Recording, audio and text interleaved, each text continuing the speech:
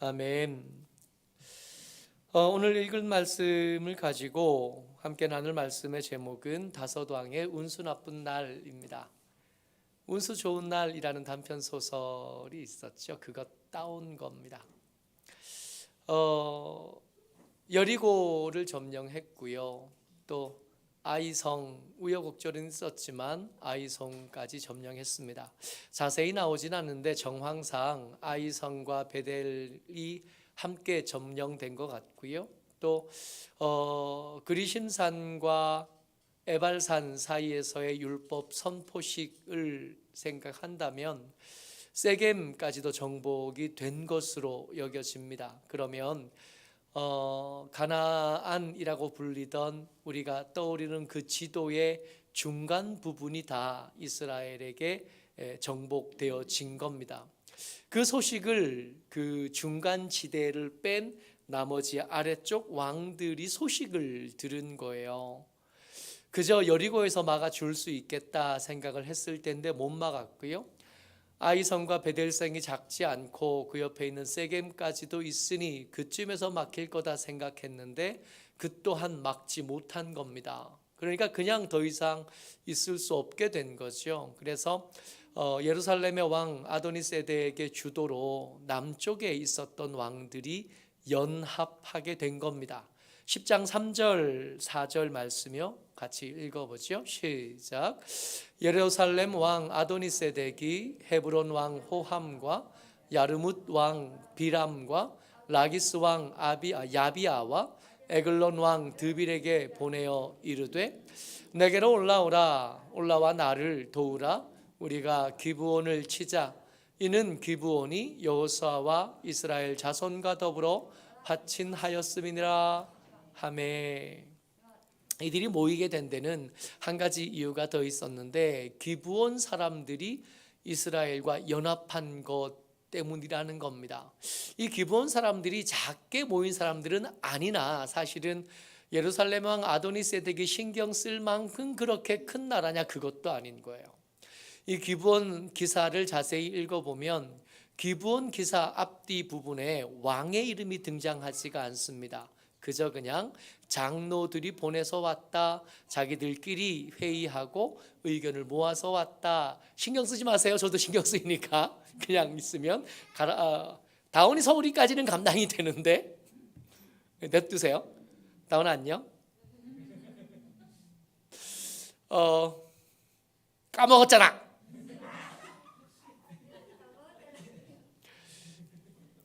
이 기본 사람들이 아직 왕정을 이루지는 못한 겁니다. 그러니까 예루살렘 왕 아도니세덱이 볼 때는 기브온은 그렇게 신경 쓸 만한 사람들은 아닌 거예요. 지금 모인 다섯 왕들의 그 나라들, 그 도시들이 모인 것에 비하면 한층 떨어지는 거죠. 근데 한층 떨어진다고 해서 영 무시할 수 있느냐? 그건 아닌 거예요. 기브온 없이도 이스라엘은 충분히 위협적이었는데 충분히 위협적인 적 이스라엘에게 기브온이라는 충분히 위협이 될 만한 세력까지도 더해진 거잖아요. 그냥 있으면 이대로 그냥 각계격파를 당할 수밖에 없는 상황이 된 겁니다. 그래서 아도니세덱이 이대로 그냥 있을 수는 없고 먼저 이스라엘에게 화친한 저 기브온부터 없애고, 이 없앨 때 조건이 있어요. 저들이 모이기 전에 없애야 이 연합의 의미가 생기는 거잖아요. 그러니까 소식이 전해지기 전에 이 연합군이 은밀하게 모이고 급하게 휘둘러 쳐서 이스라엘이 돌아오기 전에, 이스라엘이 도우려고 도착하기 전에 먼저 기브온을 점령한 다음에 기브온의 성 안에서 도우러 온 이스라엘 군대를 맞이할 준비를 한 겁니다. 이것을 배경으로 오늘 나눌 이야기의 제목이 운수 나쁜 날이에요. 그런 때가 있잖아요. 뜻대로 뭐가 하나도 안 되는 날 있죠. 얼른 교회 가서 뭐 좀 가지고 와야지 그러고 교회로 막 분주하게 왔는데 잠바를 바꿔 입고 온 거예요. 주머니에 차 열쇠는 있는데 교회 열쇠는 없고 돌아가서 교회 열쇠를 가지고 와서 교회 문 열어보니까 그제서야 안 거죠. 집에 놔두고 왔다는 거. 왔다 갔다 할 필요 없었던 그런 날 있잖아요. 잘 안 되는 날 있잖아요. 이 다섯 왕들에게는 이 기브온을 치려고 하는 전쟁이 그런 전쟁이었습니다. 애초에 작정이 뭐였다고요? 이스라엘이 도착하기 전에 그렇게 크지 않은 나라니까 기브온의 성을 함락하고 그 안에서 이스라엘의 군대를 맞이하는 것, 이게 목표였고 이게 작전이었는데 이게 안 된 거예요. 처음 운수 나쁜 날에 있었던 일입니다. 9절이요. 같이요. 시작. 여호수아가 길갈에서 밤새도록 올라가 갑자기 그들에게 이르니, 이 길갈에서 기브온까지 오르막으로 40km예요. 정상적으로 출발하면 이게 전쟁을 앞둔 거잖아요. 정신없이 뛰어가서 전투를 계속 이어갈 수 없어야 정상이에요. 그러니까 막 뛰어가서 도착하면 안 됩니다. 가더라도 힘을 충분히 비축하고 충분히 싸울 준비를 해서 간 다음에 그 다음 작전을 준비해야 되는데 여호수아가 그렇게 하지 않은 거예요.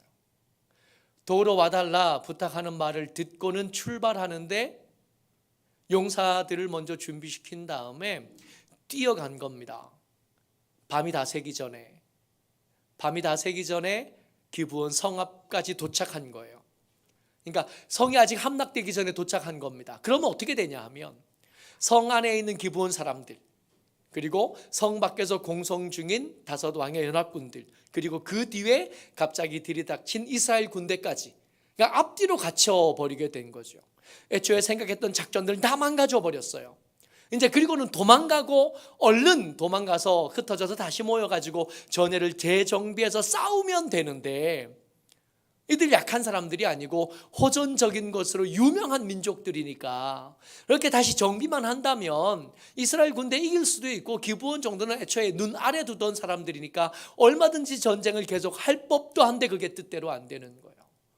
이 전쟁에 여호와 하나님께서 간섭하기 시작하십니다. 11절 말씀이요. 시작. 그들이 이스라엘 앞에서 도망하여 벳호론의 비탈에서 내려갈 때에 여호와께서 하늘에서 큰 우박덩이를 아세가에 이르기까지 내리심에 그들이 죽었으니 이스라엘 자손의 칼에 죽은 자보다 우박에 죽은 자가 더 많았더라. 여러분, 하늘에서 떨어지는 우박이 조준해서 떨어지진 않았을 것 같잖아요. 어디에서 어디 정도까지 떨어졌을 테고, 이게 유효한 작전이 되려면 이 우박이 이스라엘 군대에 떨어지지 않고 그들이 맞아 죽지 않게 하려면 어떻게 되면 되냐면 이스라엘 군대에 따라오는 그 군대의 진영과 이 도망가는 연합군의 진영이 꽤 거리가 멀어져야 가능합니다. 이게 접전 중이라면 그 위에 우박이 떨어지면 안 되는 거예요. 눈먼 우박이 이 연합군들의 머리에만 떨어지는 게 아니라 이스라엘 군대에게도 위협이 될 수밖에 없잖아요. 그러니까 도망갈 수 있었다고, 충분히 도망갈 수 있을 만한 거리가 됐었는데 그때 우박이 떨어지기 시작하는데 처음 접전 때 죽은 사람보다 이 우박 맞아 죽은 사람이 훨씬 더 많은 거예요. 가끔씩 이상 기온이 벌어지기도 하고 기후에 엉뚱한 일들이 벌어지기도 하잖아요. 중국이라는 나라가 넓어서 그런지는 모르지만 한쪽에선 불 나고 한쪽에는 홍수 나고 한쪽에는 가뭄이 들고, 한 나라 안에 하루 만에 똑같은 나라 이런 일이 벌어지는 것을 보니까 그런 일이 있을 수 있죠. 이번 이런 일들이 두 가지나 겹친 겁니다. 시간이 필요하거든요. 이 연합군들에게는 시간이 조금만 있으면 지금 데리고 있는 군대를 다 잃는다고 해도 그들에게는 견고한 성이 있고, 군대가 이것만 있는 것도 아니에요. 군대 더 있어요. 성에 들어가면 그 들어가서 조금만 정비할 시간만 얻게 되면 다시 그만큼의 군대를 얼마든지 만들 수 있습니다. 문제는 그 시간이 주어지지가 않아요. 보통은 이때 전쟁하면 아침에 해 뜨면 전투가 시작됐다가 해 질 때쯤이면 전쟁이 끝나야 되잖아요. 전투가 끝나고 다음 날 또 정비해서 새로운 전투가 시작돼야 마땅한데, 이 운수 없는 날, 이 운수 나쁜 날에는 그것조차 안 되는 겁니다. 13절 말씀이요. 같이요. 시작. 태양이 머물고 달이 멈추기를 백성이 그 대적에게 원수를 갚기까지 하였느니라. 야사라 책에 태양이 중천에 머물러서 거의 종일토록 속히 내려가지 아니하였다고 기록되지 아니하였느냐. 해가 안 지는 거예요. 해가 지면 숨기라도 하잖아요. 해가 지면 이 극렬한 전쟁이라도 멈출만 하잖아요. 이 이스라엘 군대가 밤새 오르막 40km를 뛰어왔다 그랬죠. 그 오르막길을 40km 뛰어온 사람, 그 군대가 지금 지지 않는 해 때문에 계속 싸우고 있는 거예요. 멈추지도 못하고. 근데 이게 해가 안 떨어지는 것은 이 연합군의 군대에게도 곤란한 일이지만 입장 바꿔 생각해 보니까 어젯밤에 한숨도 못 자고 뛰어와서 전투를 계속하고 있는 이스라엘 군대 입장에서도 이건 참 곤란한 일이었을 것 같아요. 이기는 전쟁이니까 계속하지, 지는 전쟁이었으면 꿈에도 못 꾸는 겁니다. 베드로가 대단한 게 빈 구무지를 밤새도록 했다는 게 대단한 사람인 거잖아요. 안 되는 일인데 그 안 되는 일에 온 밤을 다 세우고도 계속할 수 있는 사람, 이 근성이 베드로의 여러 가지 단점을 다 덮을 만한 장점, 굳이 찾아낸 장점이거든요. 그러니까 이게 이기는 전쟁이니까 이걸 계속하는 거예요. 싸우다 보니까 우박도 내려주고, 놓칠만 하면 우박 떨어져주고, 놓칠만 한데 해가 지지 않아서 계속 싸울 수 있게 된 겁니다. 반대 입장에서 생각해 보면 이 연합군들의 입장에서는 기가 막힌 하루인 거예요. 이길 방법이 없어요. 도망갈 방법도 없고 숨을 방법도 없어요. 숨을 시간만 좀 주어지면 얼마든지 다시 전쟁을 시작할 수 있거든요. 지금 얼마나 운수가 나쁘냐 하면 원래는 그 시간에 도착하지 않았어야 될 이스라엘 군대가 도착한 것부터 시작해서 하늘에서 떨어진 우박, 그리고 지지 않는 태양과 뜨지 않는 달까지, 이쯤 되면 이것만 생각해 보면 그런 날 있으니까 도무지 되는 일이 하나도 없고 온통 온 세상에 불운한 것들이 다 나를 겨냥한 것 같은 그런 날 있을 수 있잖아요. 단순히 그런가 보다, 운수 없네, 재수 없는 날인가 보다, 그럴 수도 있겠는데 그게 아니라는 것을 다음 정면에서 증명해 버립니다. 이 사람들이 도망을 가다가 전투를 치르다가 도저히 계속할 방법이 없어요. 그래서 왕들끼리, 이 5명의 왕들끼리 뒤로 슬쩍 빠집니다. 그리고 겨우 찾은 굴에 숨어요. 13절 그 뒤쪽에 보면 16절이네, 안 바꿨네요. 16절에 보면 그 5 왕들이 도망하여 막게다의 굴에 숨었더니예요. 무슨 생각으로 숨었냐 하면 옆에 돕는 사람들, 지킬 경호 인력들 하나도 안 데리고 왔어요. 무슨 생각이냐 하면 내 부하들을 다 죽여서라도 나는 살아야 되고, 내가 살아있다면 후위를 도모할 수 있어요. 견고한 성을 가졌고 그 견고한 성에는 지금의 실패를 만회할 만한 충분한 것들이 비축되어져 있거든요. 그러니까 이 사람들에게 데리고 온 군대는 도구 그 이상도 이하도 아니에요. 없어질 수 있는데 없어지면 다시 채우면 되는 거예요.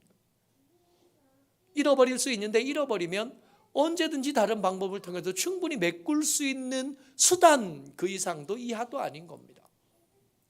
숨어서 시간만 벌면 돼요. 지금은 해가 지지 않고 있지만 언제까지 안 지겠냐고요. 언젠간 질 거 아니에요.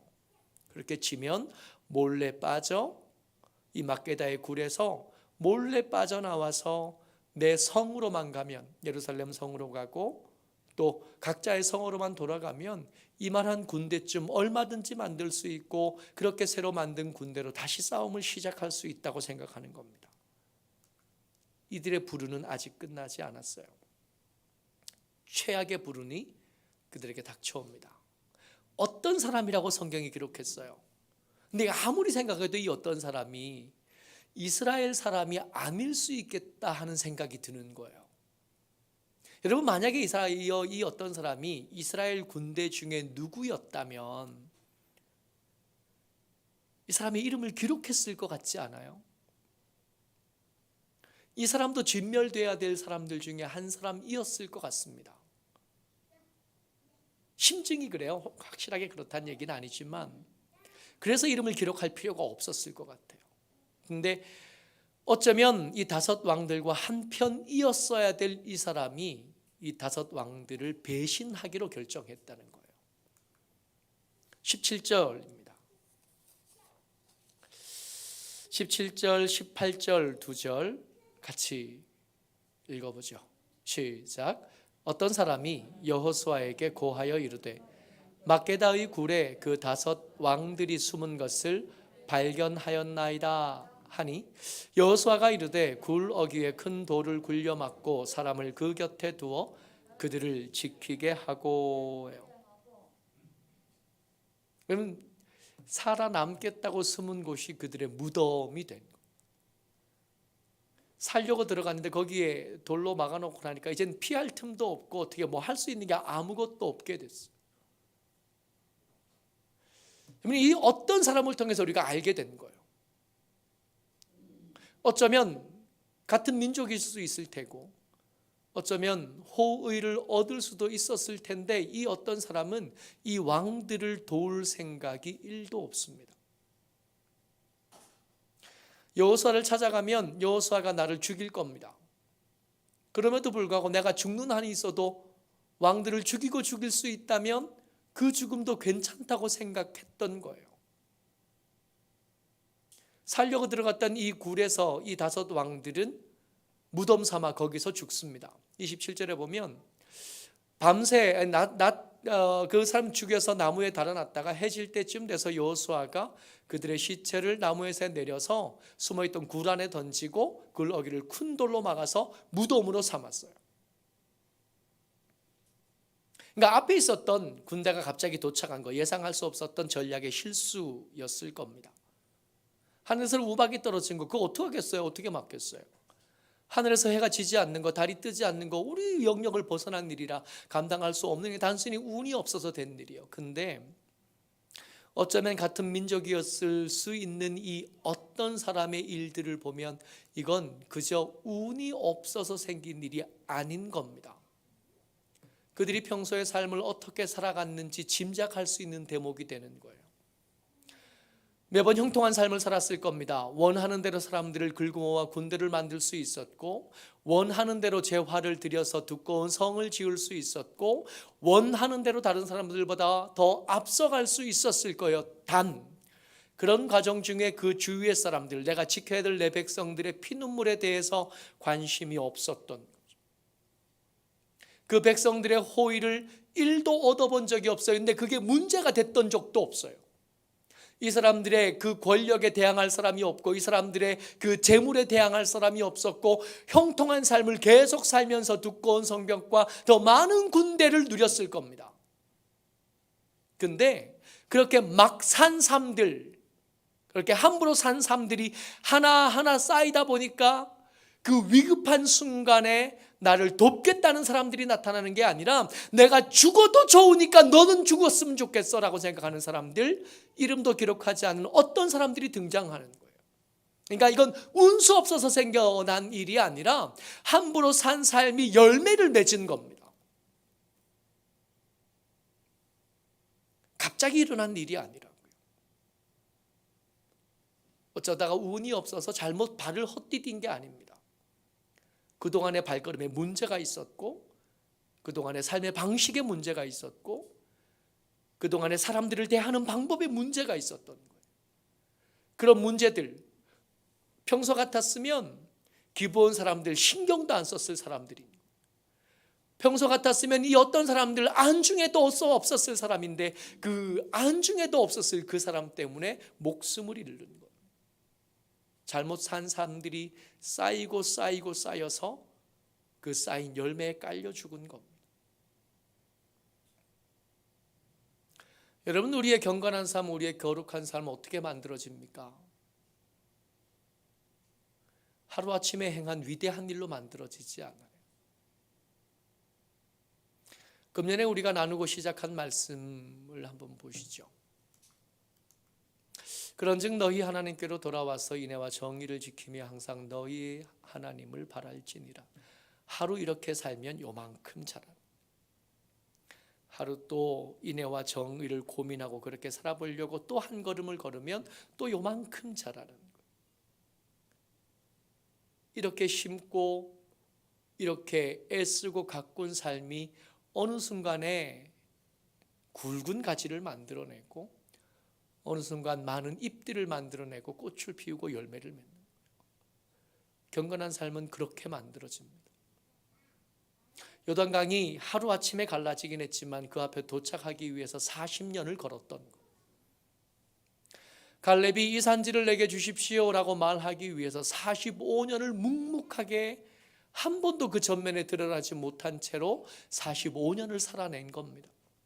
그 살아낸 하루하루가 모이고 모여서 열매를 맺어서 백성들 앞에 나아가서 여호수아 앞에 나아가서 하나님 앞에 서서 하나님 그때 말씀하셨던 것을 지금 제게 지켜주십시오 말할 수 있게 된 거예요. 그 한순간 멋있었던 게 아니라 그가 묵묵히 살아간 45년이 멋있었던, 아무도 알아주지 않고 아무도 주목해주지 않지만 그렇게 살아낸 45년의 세월이 만들어낸 열매를 그날 본 겁니다. 운수 나쁜 날이 아니라 함부로 산 삶의 열매를 거둔 날, 당연한 일이고 그렇게 될 수밖에 없었던 겁니다. 모쪼록 저와 여러분들이 우리의 삶을 조금씩 고쳐나갈 수 있게 되시기를 주의 이름으로 축복합니다. 그래서 조금씩 바꿔나가다가 어느 날 이 꽃꽂이에 꽃꽂이 된 이 아름다운 꽃들처럼 이렇게 활짝 피우는 날, 우리가 기대한 것보다 30배가 많고 60배가 많고 100배나 더 많은 열매 속에 이게 휘청일 날도 언젠가는 오지 않겠어요? 그 열매를 보고 흐뭇하고 그 열매를 보고 기쁘고 가슴 벅찬 날 반드시 올 겁니다. 그날을 믿음으로 기다려내고 경건한 삶으로 버텨내는 저와 여러분 되시기를 주의 이름으로 축복합니다. 아멘.